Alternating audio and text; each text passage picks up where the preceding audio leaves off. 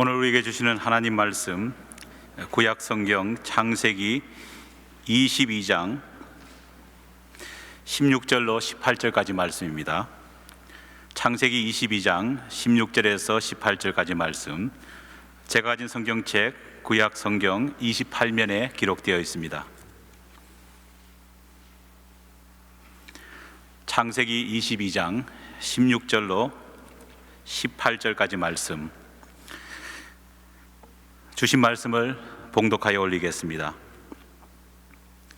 이르시되 여호와께서 이르시기를 내가 나를 가리켜 맹세하노니 내가 이같이 행하여 내 아들 내 독자도 아끼지 아니하였은즉 내가 내게 큰 복을 주고 내 씨가 크게 번성하여 하늘의 별과 같고 바닷가의 모래와 같게 하리니 내 씨가 그 대적의 성문을 차지하리라. 또 내 씨로 말미암아 천하 만민이 복을 받으리니 이는 내가 나의 말을 준행하였음이니라 하셨다 하니라. 아멘. 그동안 여러 가지 일 때문에 주일 예배 참석하지 못했던 우리 원윤경 자매, 또 믿음의 결단, 믿음의 시련을 잘 이겨내시고 이후로부터 또 주일 예배에 참석할 수 있도록 또 직장에서 주인 되시는 분과 잘 이야기가 되었다고 합니다. 우리 격려의 박수 한번 쳐드릴까요?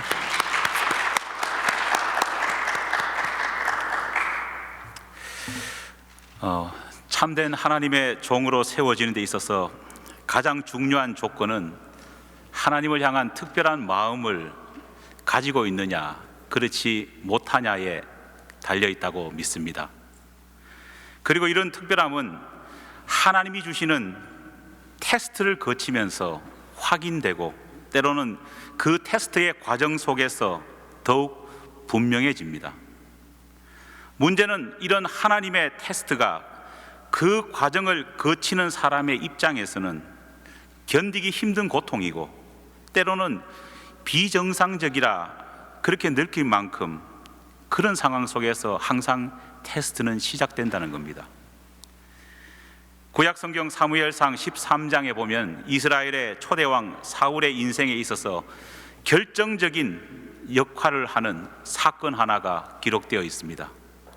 흔히 믹마스 전투라고 부르는 게바에 주둔하고 있던 블레셋 수비대를 이스라엘 군인들이, 사울을 포함한 이스라엘 그 군사들이 한판 승부를 걸어서 그들과 일전을 벌이는 겁니다.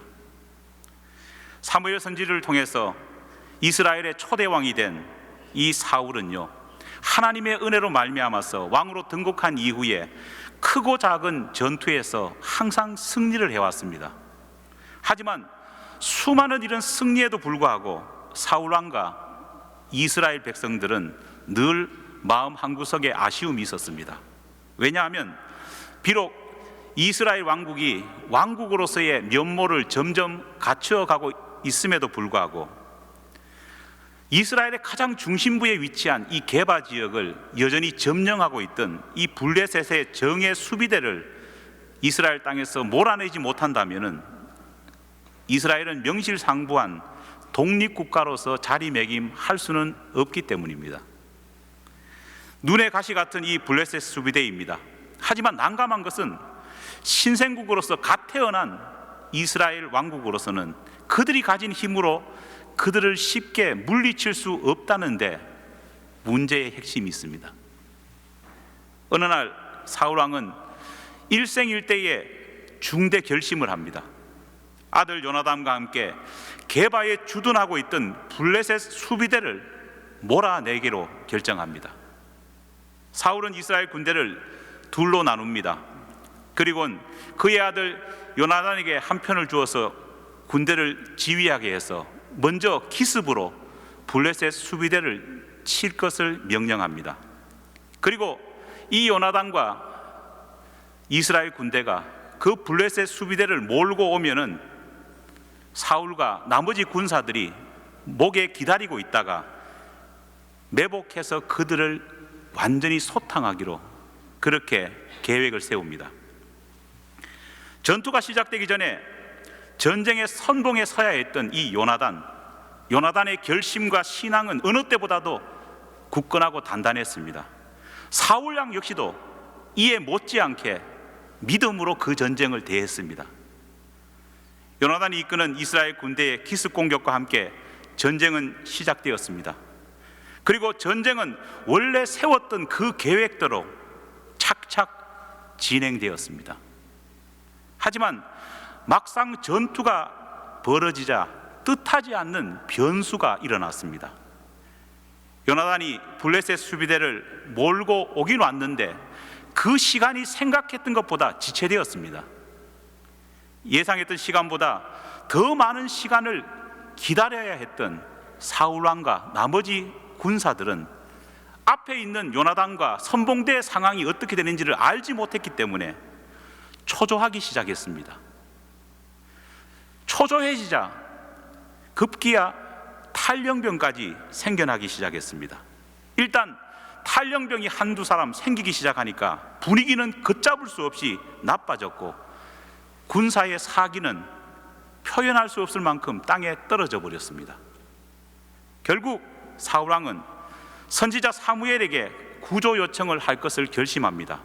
그리고 그 사무엘 선지자가 이곳에 도착하면은 모든 사기가 떨어진 문제, 모든 문제들이 일시에 해결될 거라 그렇게 기대합니다.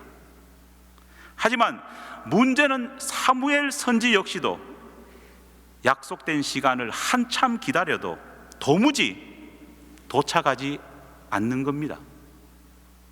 사울왕은 바로 이때 하나님의 테스트를 받기 시작합니다. 바로 이 비정상적인 상황 속에 하나님은 사울 왕의 믿음을 시험하셨습니다. 우리가 항상 기억해야 될 것이 있습니다.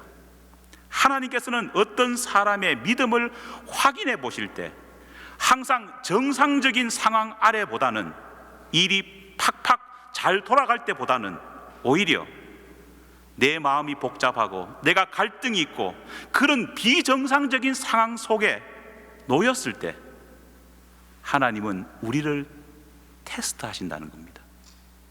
왜냐하면 하나님께서 이런 상황 속에 우리의 신앙과 우리의 믿음을 시험해 보시는 이유는 바로 그때 우리의 신앙의 민낯이 철저하게 드러나기 때문입니다.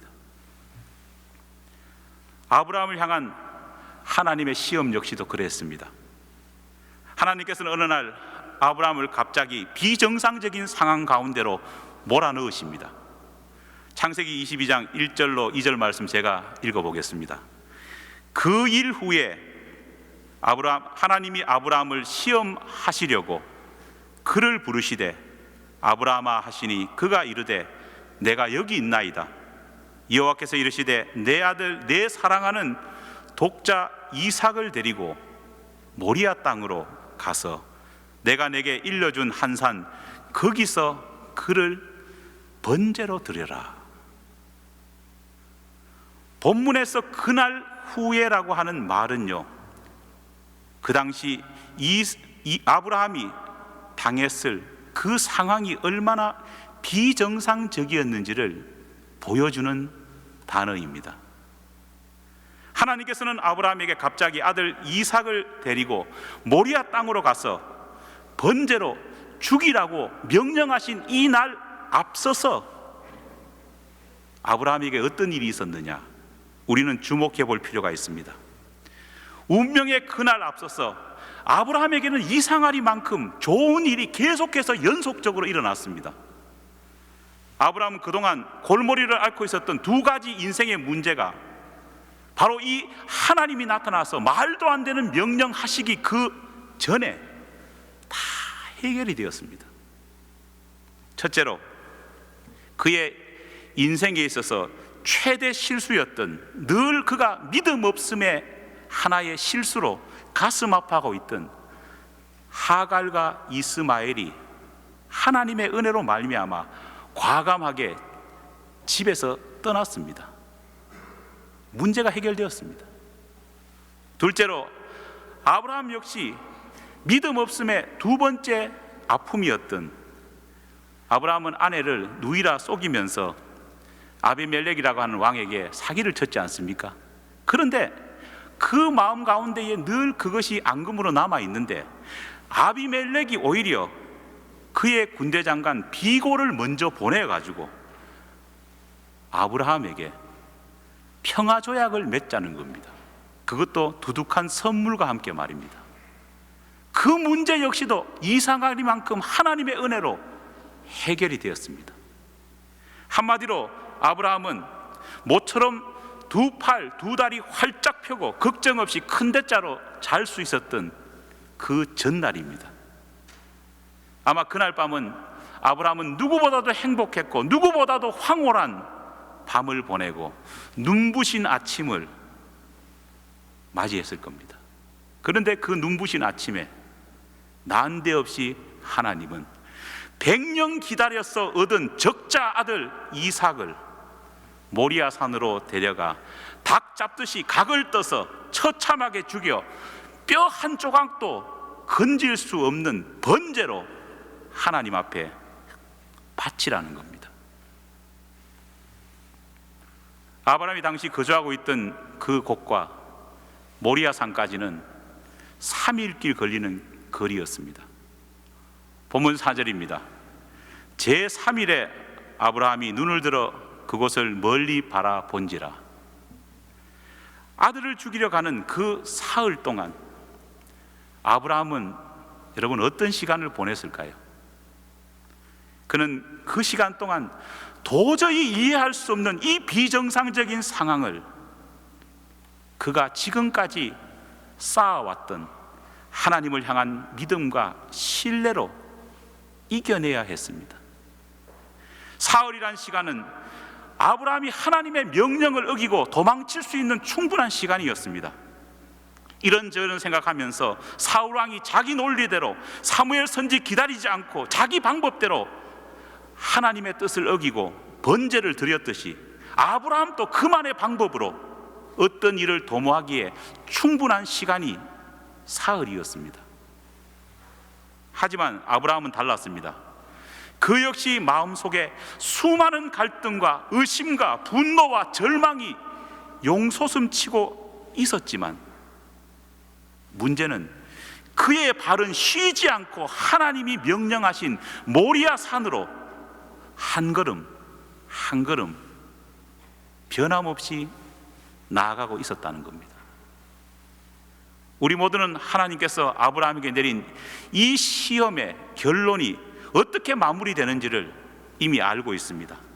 하나님께서는 그의 아들 이삭을 죽이지 않고 살리면서도 하나님의 은혜를 경험할 수 있도록 길을 열어주셨습니다.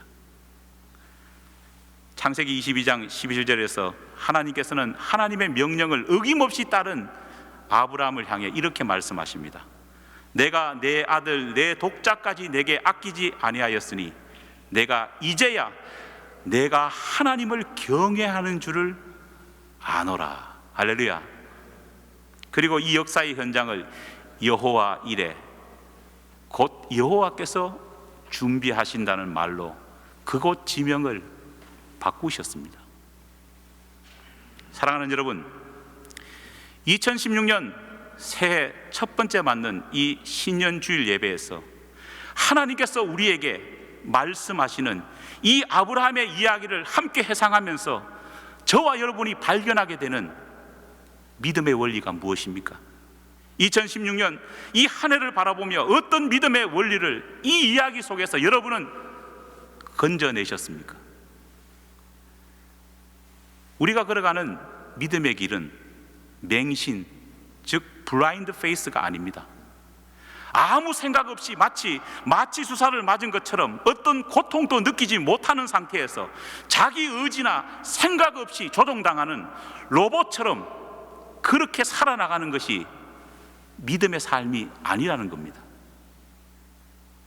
진정한 믿음의 길은 주님이 주시는 테스트 앞에서 그 비정상적인 상황 속에서 내 믿음이 현실이라는 도전과 상황이라고 하는 괴로움과 공격을 받으면서 내가 가지고 있는 이성을 신앙과 비교해보며 나의 감정을 믿음으로 억누르며 그 갈등 속에서 내 머리와 내 가슴은 끊임없이 요동침에도 불구하고 나의 손과 발은 그것을 이겨내고 하나님이 원하시는 곳으로 한 걸음 한 걸음 나아가는 것이 바로 믿음입니다. 믿습니까? 고난과 영광, 십자가와 부활, 이것은 전혀 별개처럼 보입니다. 하지만 고난과 영광, 십자가와 부활이라고 하는 이 별개처럼 느껴지는 것이 완전히 하나의 완전체로 연결되고 묶어질 때에 바로 기독교의 참된 믿음이 이루어집니다. 열왕기상 17장 9절로 24절을 보면 엘리야와 사르밧 과부의 이야기가 기록되어 있습니다. 추린 배를 움켜잡고 마지막 남은 가루 한 움큼과 거의 말라버린 그 기름통을 붙들고 이제 아들과 그것으로 마지막 떡을 해먹고 동반 자살하려고 하는 그 여인 앞에 낯선 남자 엘리야가 나타납니다. 그리고는요, 그 마지막 남은 그 식량으로 내가 배고프니까 나한테 떡을 해주십시오, 그렇게 부탁하는 겁니다. 여러분, 이 소리를 들은 사르밧 과부의 마음의 심정이 어땠을까요? 여러분, 이보다 더 비정상적인 상황이 우리 가운데 있을 수 있을까요? 정말 벼룩의 간을 빼먹지요. 비정상적이지 못해 차라리 잔인하기조차 한 그런 상황입니다. 사르밧 이 과부는요, 그 순간 생각했을 겁니다. 이 마지막 남은 양식을 이 이름 모를 낯선 남자를 위해 사용해야 될 것인가, 아니면은 저기 배고파 울고 있는 불쌍한 내 자식의 줄인 배를 채우는데 사용해야 될 것일까? 여러분, 상식적인 답은 너무나도 분명하지 않습니까? 모든 이가 공감하는 정답도 아마 동일할 겁니다. 내 눈에 지금 밟혀 배고파하는 저 내 자식을 먹이는데 마지막 양식을 사용하는 것이 그게 상식이고 그게 순리가 아닙니까? 하지만 사르밧 과부는 고민했습니다. 왜냐? 그가 믿고 그가 알고 있던 하나님의 율법이 있었기 때문입니다. 말씀이 있었다는 거예요.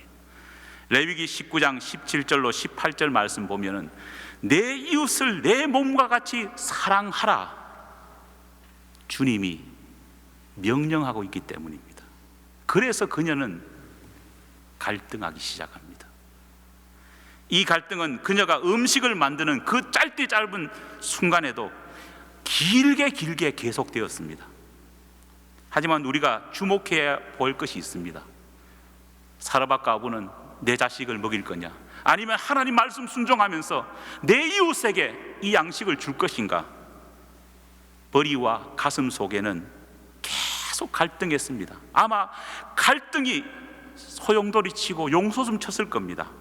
하지만 그럼에도 불구하고 마음과 머리에는 갈등하고 마음과 머리에는 의심과 믿음이 교차했음에도 불구하고 재밌는 것은 그의 손과 발은 어디로 향해 가고 있었다고요?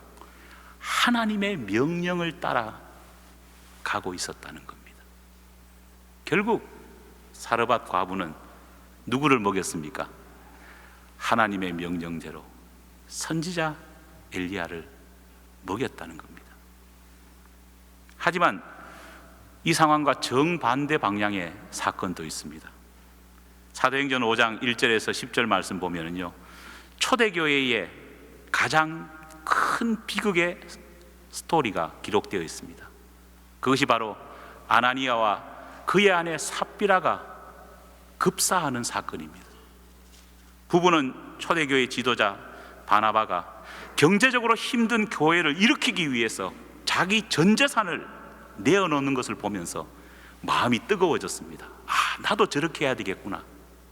그래서 그들 역시 그 길에 동참하기 위해서 결심하고 하나님께 서원합니다. 하지만 바로 서원하는 그 순간에 하나님께서는 아나니아와 삽비라를 테스트하셨습니다. 하나님의 테스트에 직면하자 아나니아와 삽비라의 마음이 흔들리기 시작합니다. 야, 내가 목회자도 아닌데 내 전 재산을 다 드릴 필요가 있을까? 만약 하나님께 그렇게 다 바치고 나면은 나는 뭘 먹고 살까? 나는 어떻게 살까? 아니, 그래도 하나님께 한 약속인데 지켜야 되지 않을까? 마음과 머리에 용솟음 칩니다. 아나니아와 삽비라는 머리와 마음에서 수많은 갈등의 연속으로 고민하기 시작합니다. 문제는 그러한 고민을 사렙다 과부와 똑같이 했음에도 불구하고 그들의 손과 발이 어디로 향해 갔느냐? 안타깝게도 아나니아와 삽비라 부부의 손과 발은 하나님이 기뻐하시는 뜻대로 나아간 것이 아니라 오히려 정반대 방향으로 하나님의 교회와 교회 지도자들을 속이는 방법을 찾는 대로 향하고 말았다는 겁니다. 아나니아의 부부의 이 죽음을 보면서 그들이 바나바처럼 전 재산을 다 헌금하지 않았기 때문에 그렇게 되었다, 성경은 그것을 말하고 있는 것이 아닙니다.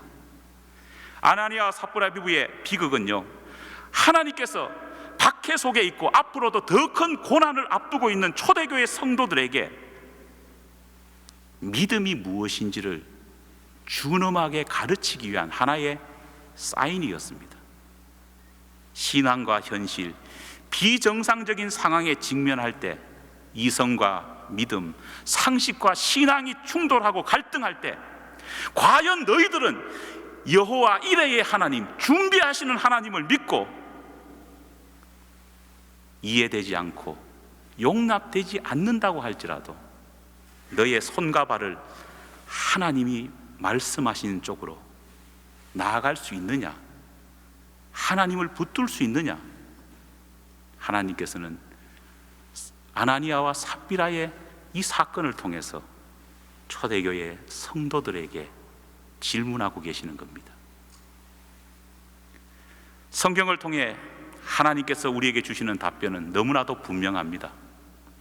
그것은 이런 마음의 갈등, 이성적인 고뇌에도 불구하고 우리는 우리의 손과 발은 주님이 명령하시는 곳으로 한 걸음 한 걸음 나아가야 된다는 것입니다. 믿습니까?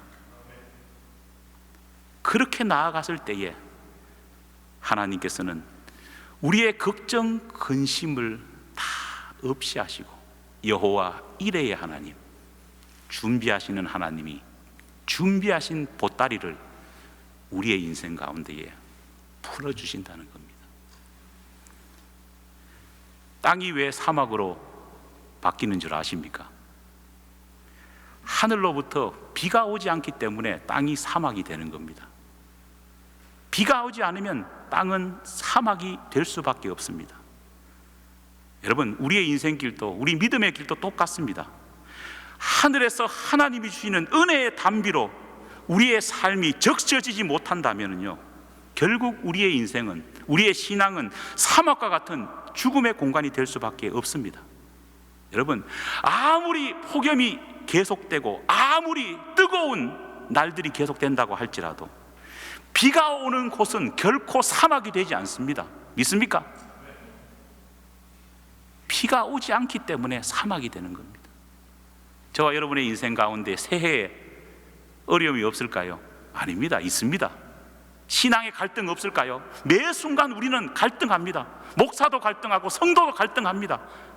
뜨거운 폭염같이 우리는 괴로워합니다. 문제는 우리가 아브라함처럼, 사르밧 과부처럼 믿음을 가지고 하나님이 주시는 은혜의 단비를 체험하고 경험하면서 하나님이 원하시는 쪽으로 한 걸음 한 걸음 나아간다면 그 은혜의 단비의 경험 때문에 우리는 아무리 힘든 것도 극복하고 사막이 될 땅이 옥토가 되게 할 수도 있다는 겁니다.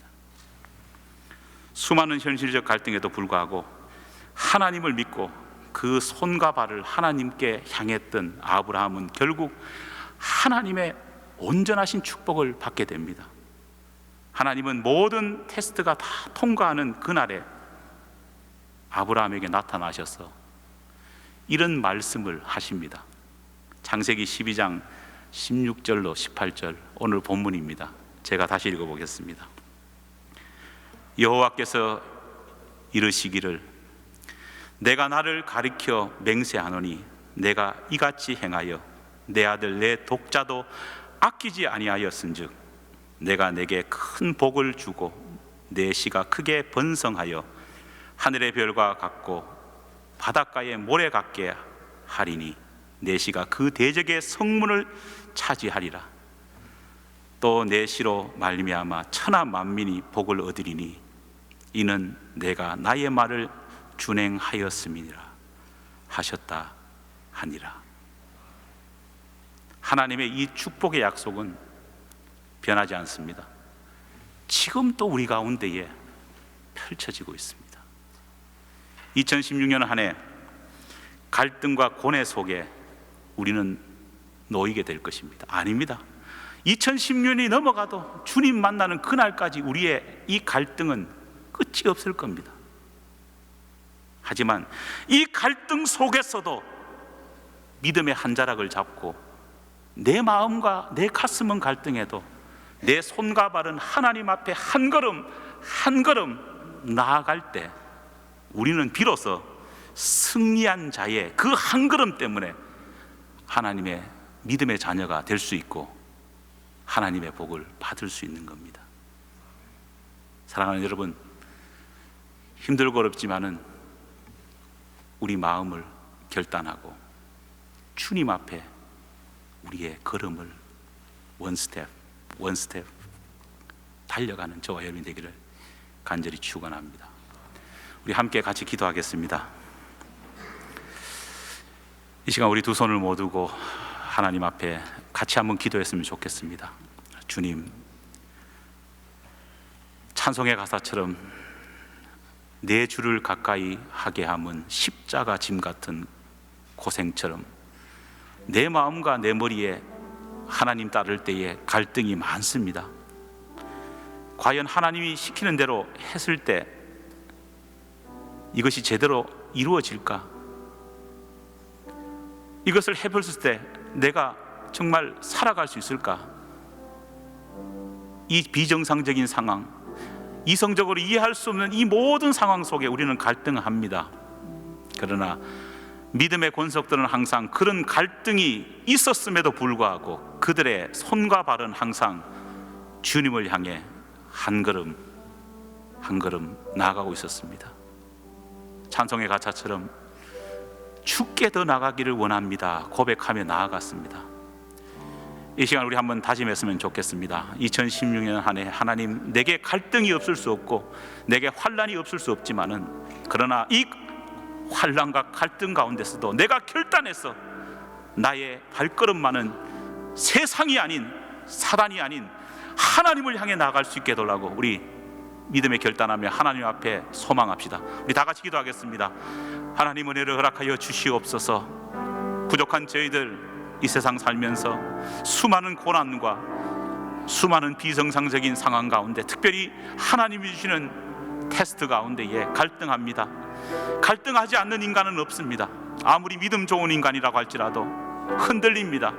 약해집니다. 그러나 지금까지 우리가 쌓아왔던 하나님과의 신뢰, 지금까지 우리가 믿어왔던 주님과의 약속을 붙잡고 우리의 믿음의 의식은 한 걸음 한 걸음 하나님을 향해 나아갈 수 있도록 은혜를 더하여 주시옵소서.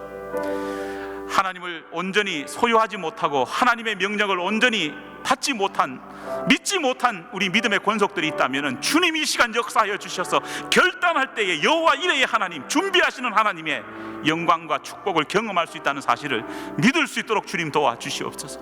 우리 교회 역시도 수많은 포도나무와 같은 말라 비틀어진 이 세상 가운데에 선택받고 사명받은 무화과나무에서의 교회로 세워질 수 있도록 은혜를 허락하여 주시옵소서. 주님 도와주시옵소서. 하나님 감사합니다. 주님이 계시기에 우리가 인생을 인간답게 하나님의 권속답게 살게 하심을 감사드립니다. 아무리 믿음의 분량이 크다고 할지라도 세상 속에서 흔들리는 우리는 어쩔 수 없습니다. 우리의 마음과 머리는 날마다 흔들리고 좌절합니다. 그러나 주님 간절히 바라옵기는 하나님께 맡겨둔 우리의 믿음의 분량을 주님께서 아시오니 우리의 손과 발은 주님을 향해 나아갈 수 있는 믿음이 될 수 있도록 도와주시옵소서. 아브라함과 사르밧 과부와 정말 모든 믿음의 조상들이 행했던 것처럼 한 걸음 한 걸음 주님께 나아가는 우리의 믿음의 발걸음은 변함없도록 도와주시옵소서. 이 믿음의 발걸음 가운데에 우리에게 여호와 이레로 역사하시는 주님 풍성히 아브라함에게 하시겠던 것처럼 복의 복을 더하여 주시옵소서. 2016년 그렇게 나아가기로 다짐합니다. 그런 교회가 되기를 다짐합니다. 하나님 도와주시옵소서. 주의 크신 은혜를 사모하며 예수님 이름으로 기도드립니다. 아멘.